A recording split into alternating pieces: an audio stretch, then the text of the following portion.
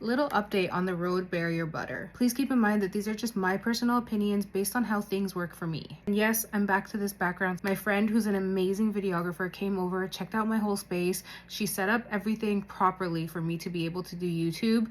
And she told me that this actually works better in terms of background and lighting. So I'm just gonna stick to it. Anyways, this is the Road Barrier Butter. It's a very thick moisturizer. You're meant to put this on as the last step in your routine. You can see just how thick and rich this product is.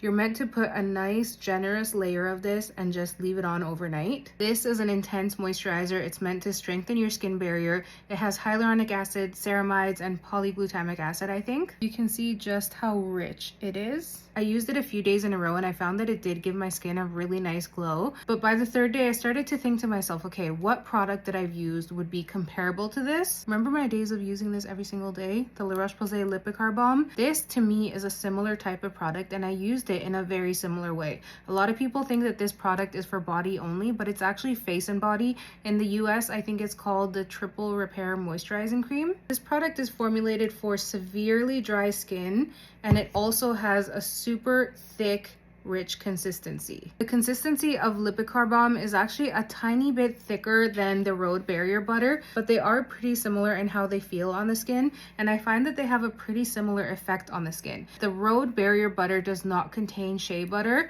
The Lipicar Balm does contain shea butter. Some people have sensitivities to shea butter, so I do like to mention that.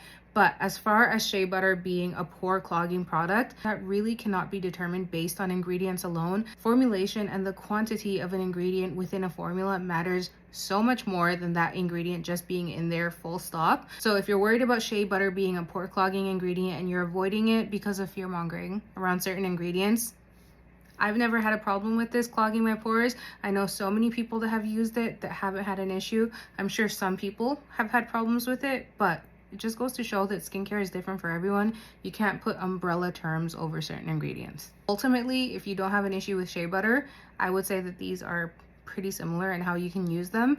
I actually feel like I prefer the Lipicar Balm. I had a pretty bad seasonal allergy flare-up last week and my skin was so dry, peeling and flaking. My eyes were pretty sore and raw because they were so puffy for so long. I switched to using this a couple days in a row just to see how my skin would react to it. And honestly, it did make a difference. It helped calm down the dryness. It helped calm down some irritation. And I actually feel like I'm going to start using this again going forward now that it's getting really cold.